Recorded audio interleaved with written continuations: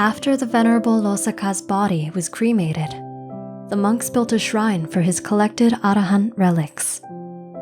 After the funeral, they gathered in the Hall of Truth. They wondered, "Brothers, Losaka was very unlucky and lived an unfortunate life. Little was ever given to him. How was a person such as this able to become an Arahant?"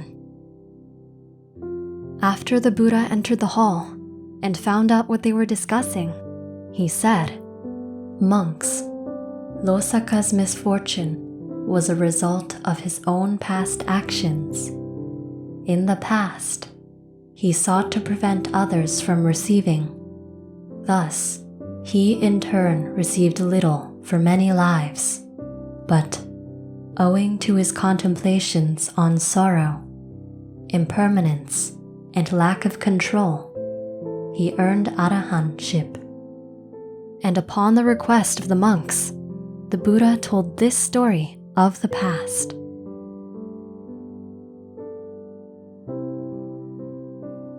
A long time ago, during the era of the Buddha Kassapa, there was a monk who lived near a village and was supported by a village elder. The monk was virtuous and diligently practiced insight and wisdom. There was also another monk who lived nearby. This Arahant monk decided to pay a visit to the village. The Arahant monk entered the village. When the village elder saw him, he was very impressed by the monk's demeanor. The village elder requested the monk's bowl and said, "Sir, allow me the opportunity to make merit. It would be my honor to offer you food." After offering the Arahant food, the village elder listened to a moving Dhamma sermon. The village elder was so moved that he further requested, "Venerable Sir, it would be to my benefit and prosperity if you were to not travel further, but rather stay here at the village monastery. This way, I can visit you and hear more moving Dhamma." The visiting monk then went to the monastery and saluted the resident monk. The resident monk greeted the Arahant with courtesy and asked, "Sir, you must have traveled far. Have you had any food yet?" The visiting monk answered, "A kind village elder stopped me and offered me food and requested that I stay here." When the resident monk heard this, he felt heat rise to his head. He thought, "The village elder?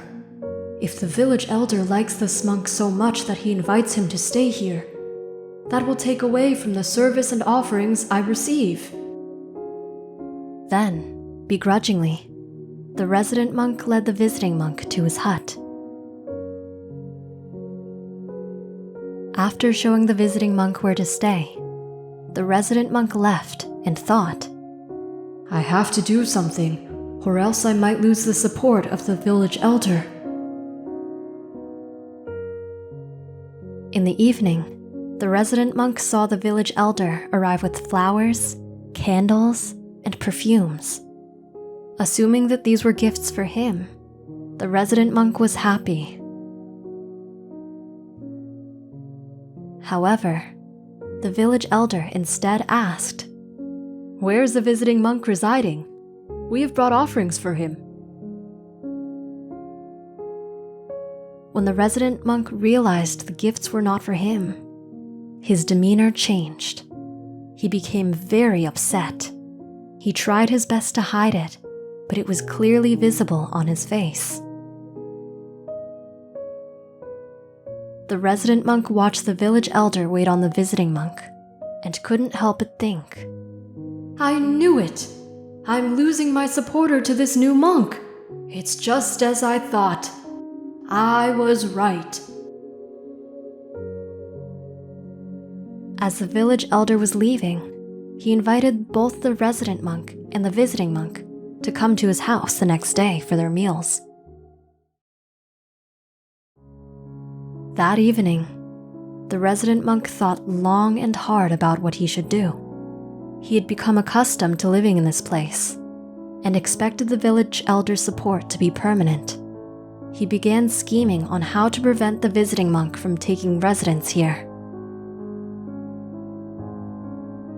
Later, the visiting monk came to pay his respects to the resident monk. The resident monk did not utter a word, and a strong negative energy resonated from him. The visiting monk read his thoughts. The monk worries that I will stand in his light and take away his support. He does not know that I do not wish for these things. The Arahant monk then went back to his hut and entered deep concentration. The following morning, the resident monk went to the gong. Instead of striking it normally, he took the back of his knuckles and barely grazed it against the gong. The gong made no noise. Then, in order to complete his evil plan, he went to the door of the visiting monk's hut. He walked as quietly as he possibly could, and then used the tip of his nail to gently tap on the door. After only one tap, he left. Once again, walking as quietly as he could. He felt an unwholesome happiness arise in him, thinking that he was being successful in enacting his evil plan. What did you learn from this story? Let us know in the comments. We hope you enjoyed the video. Click like if you did, and click subscribe if you want to see our uploads. And consider making a donation to support our Buddhist animation project.